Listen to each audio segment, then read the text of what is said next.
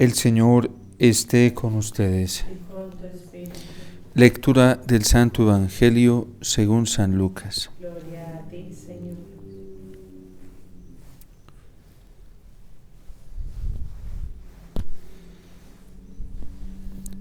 En aquel tiempo, al acercarse Jesús a Jerusalén y ver la ciudad, lloró sobre ella mientras decía: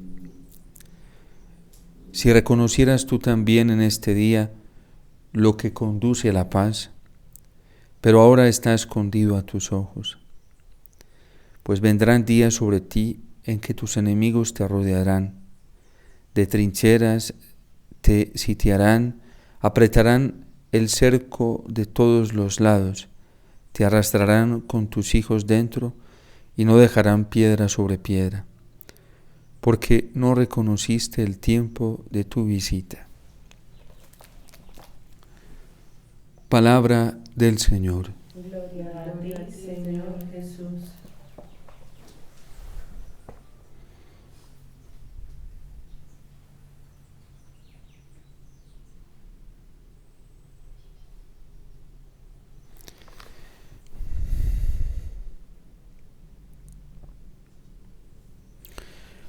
¿Cómo reconocer el tiempo de la visita del Señor? El libro del Apocalipsis nos da como un pequeño no, nos da un gran signo para saber cómo se reconoce el tiempo del Señor. Dice que mientras estaba en la visión, escuchó una pregunta y dijo: ¿Quién es digno de abrir el libro y desatar sus sellos?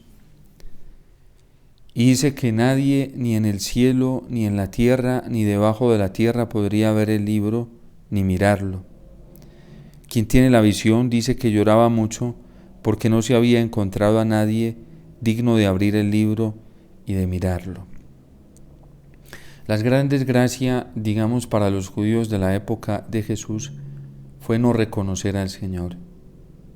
Fue no darse cuenta que en Cristo se encontraba toda la verdad misma de Dios para descubrir y para interpretar todo lo que había sucedido a lo largo de la historia de la salvación, lo que estaba sucediendo en el presente y lo que va a suceder en el futuro.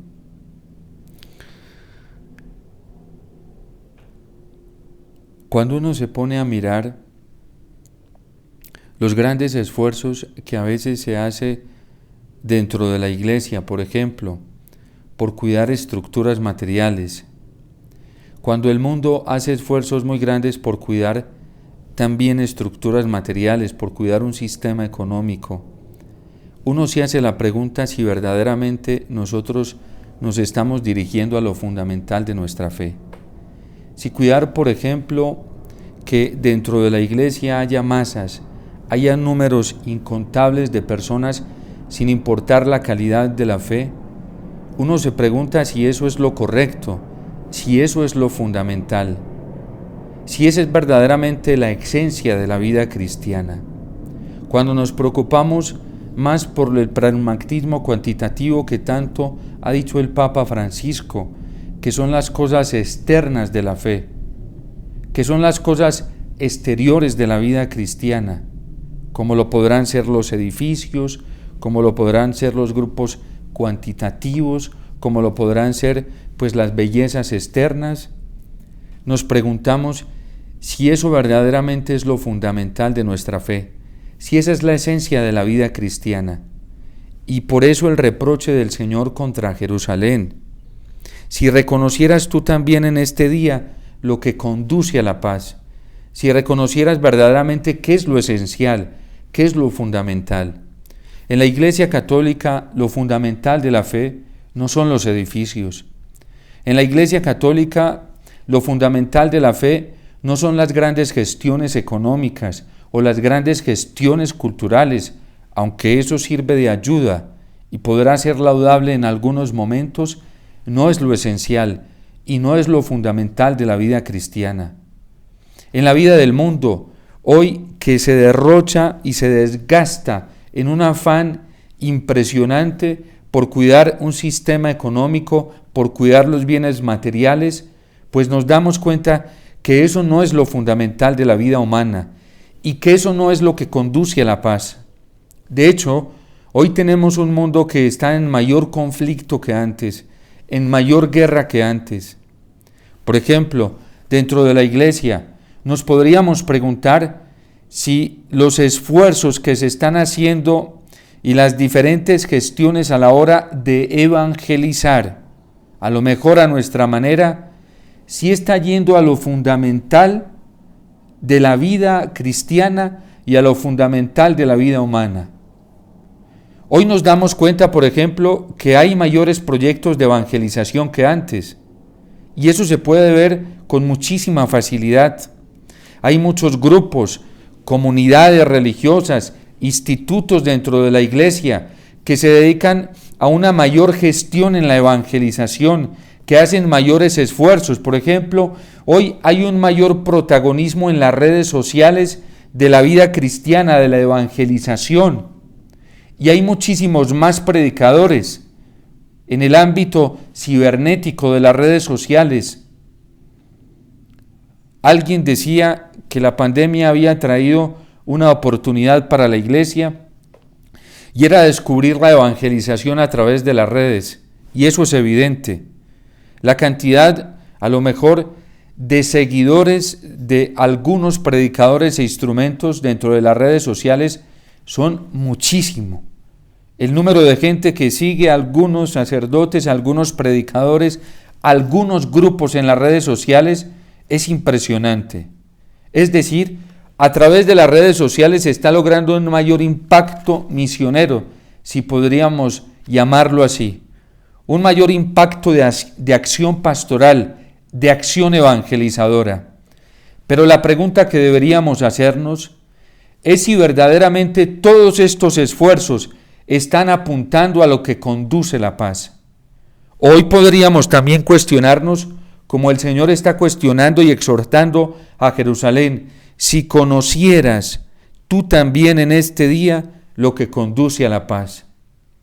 En la misma iglesia, hoy, el interrogante sobre el tema de la evangelización y la gestión de la misma y las acciones pastorales que hacen las curias diocesanas, que hacen las diócesis enteras, que hacen los obispos, que hacen los sacerdotes, que hacen las parroquias, dejan un interrogante muy grande, porque cuando vemos esta sociedad que cada vez se está desmoronando con mayor fuerza, cuando vemos este mundo que se corrompe con mayor facilidad, cuando vemos, por ejemplo, que el mal sigue creciendo y crece de una manera estadística en cifras muchísimo más elevadas que antes, nos deberíamos preguntar si estas acciones que se están realizando en la evangelización, en la pastoral, si están conduciendo a lo que verdaderamente lleva a la paz. Podríamos preguntarnos si todo ese impacto evangelizador en las redes sociales, en YouTube, Twitter, Facebook y las diferentes redes sociales que hoy en el ámbito cibernético, si están apuntando y si están conduciendo a lo que verdaderamente conduce a la paz.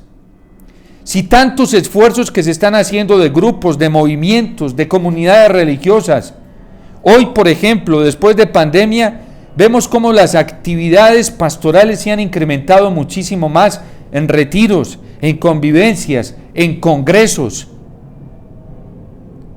Alguien me decía, padre, hay un fenómeno ahora y es que la gente se está volcando nuevamente a las cosas religiosas.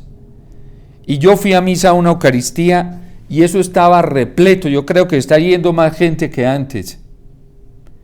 Es más, yo acabo de estar en una experiencia de peregrinación y la cantidad de número de personas que se está avolcando hacia ciertos lugares religiosos es muchísimo más alto, creo yo, en estos tiempos.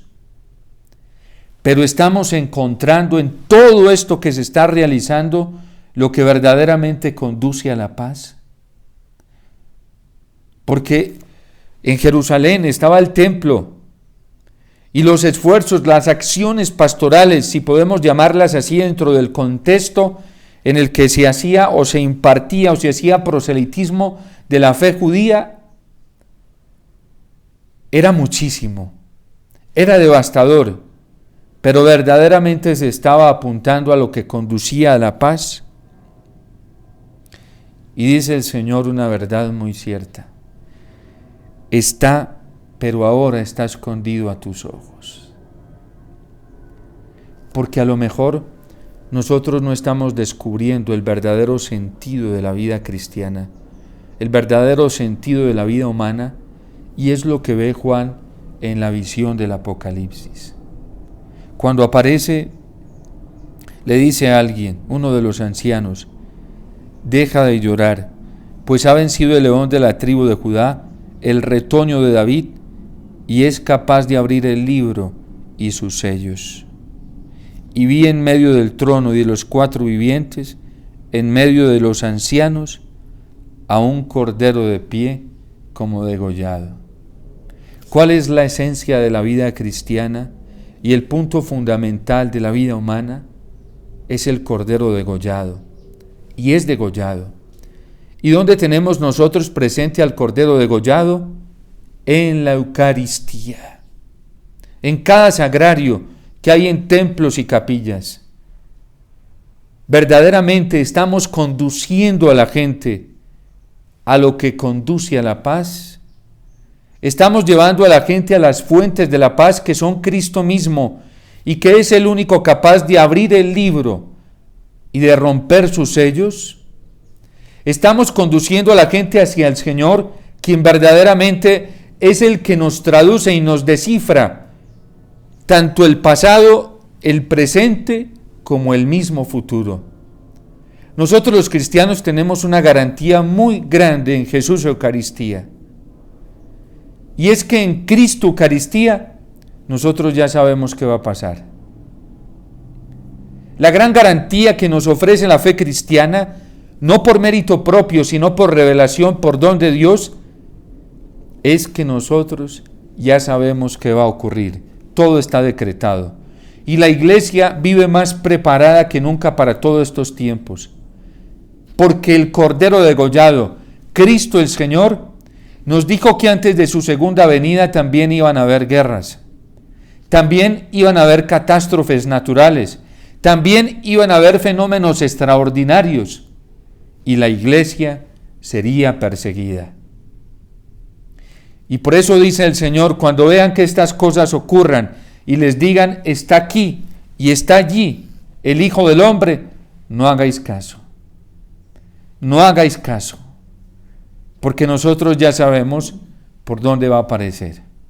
Vendrá de oriente, y en oriente sale el sol que nace de lo alto, que es Cristo el Señor, y es la Eucaristía. El gran secreto para vivir estos tiempos de dificultad, como también nos lo advirtió la Santísima Virgen María en Fátima, cuando advirtió que si no se hacía lo que ella pedía, si el mundo no salía del egoísmo en el que se encontraba, si nosotros los hombres no nos convertíamos y salíamos de nosotros mismos y dejábamos de pensar en nosotros mismos, es decir, si no obedecíamos a lo que ella estaba pidiendo, y la palabra del Señor siempre ha estado pidiendo, porque la Virgen no vino a decir nada nuevo, sino lo que las mismas advertencias y exhortaciones de la palabra del Señor, entonces vendría la guerra, vendría el hambre y vendría la persecución para la iglesia. Hoy hay gente detrás de personas, detrás de fenómenos sobrenaturales, detrás de instrumentos y profetas, y a lo mejor falsos o engañados por el demonio, a ver qué nuevo traen, a ver qué les dicen de la vida y del futuro. Y nuestro futuro ya está decretado. Está tan decretado que el Señor ya nos dio y nos dijo de qué manera iban a ocurrir las cosas. Y nos dijo que no nos preocupáramos, que cuando ocurrieran estas cosas nos llenáramos de alegría, que nos gozáramos en ellas, porque entonces se acercaba el Hijo del Hombre. Pero aquí la gran pregunta es, si todo lo que se está haciendo hoy en los diferentes campos en donde se está dando la evangelización y a través de los cuales se está dando la misma, estamos llevando a la gente a lo esencial de la fe, de la vida cristiana y de la vida humana. Si verdaderamente estamos conduciendo a las personas a lo que lleva la paz, a lo que trae la paz. Lo que trae la paz es la conversión de nuestro corazón. Y por eso el Señor nos está dando una oportunidad maravillosa. La gran oportunidad, primero, de morir a nosotros mismos. Este es un tiempo en el cual sentimos un llamado fuerte del Señor, rotundo, determinante, a renunciar de una vez por todas a nosotros mismos. No hay conversión sin muerte a nosotros mismos. Y de allí se desprenderá también una renuncia total a las garantías que ofrece el mundo y que ofrece el demonio a través del pecado. Por eso pidámosle al Señor la gracia de reconocerlo a Él y poder decirle en cada Eucaristía: eres digno, Señor Dios nuestro, de recibir el libro y abrir sus sellos, porque fuiste degollado y con tu sangre has adquirido para Dios hombres de toda raza, lengua, pueblo y nación, y has hecho de ellos para nuestro Dios un reino de sacerdotes y reinan sobre la tierra. Quien hoy esté aferrado a la Eucaristía, quien hoy lo esté apostando todo por Jesús Eucaristía, y quien hoy esté sacando tiempo para doblar sus rodillas delante del Señor y poner su vida ante Él y preguntarle al Señor y suplicarle a Él y pedirle compasión a Él, tiene la garantía más grande. Quien hoy venga a la Eucaristía como un sediento y como un hambriento de justicia, también como nos lo recordaba el Señor, exhortándonos a orar incesantemente como la viuda del Evangelio, no se quedará sin recibir la retribución de la justicia divina, porque no los hará esperar, dice el Señor, aquellos que suplican a Él día y noche. Por eso este es un tiempo para que nosotros valoremos muchísimo la oportunidad y los grandes regalos que el Señor nos está ofreciendo en su presencia eucarística. Porque vendrán días, dice el Señor, en que tus enemigos te rodearán, de trincheras te sitiarán y apretarán cercos por todos los lados. Te arrastrarán con tus hijos dentro y no dejarán piedra sobre piedra. ¿Para quién es esta advertencia? Para quien no está poniendo sus ojos y su corazón en Jesús Eucaristía. Porque quien conduce a la paz es el Señor, es Jesús Eucaristía. Y si la Iglesia descuida la Eucaristía, como hoy se está descuidando en muchos campos, tanto en la vida jerárquica de muchos sacerdotes, como en la vida consagrada de muchos religiosos y religiosas, o como en la vida de muchos fieles laicos, tanto en la vida matrimonial como en la vida de soltería, y muchos movimientos laicales que ya tienen a la Eucaristía como una cenicienta. Lo mismo le está pasando a muchas comunidades religiosas y a muchos sacerdotes. Ya sabemos cuál va a ser. Ya sabemos el diagnóstico y la sentencia para quien hoy no tenga su corazón puesto en la Eucaristía.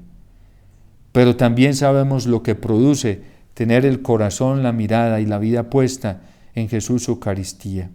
Deja de llorar, le dice uno de los ancianos a San Juan. Deja de llorar, porque ha vencido el león de la tribu de Judá, de la descendencia de David, y es capaz de abrir el libro y romper sus sellos. Quien tenga toda su esperanza y su fe puesta en Jesús Eucaristía, y aproveche cada minuto, cada segundo a los pies del Señor, teniéndolo como un fin, no como un medio, también ya está decretado y sabe lo que vendrá para su vida.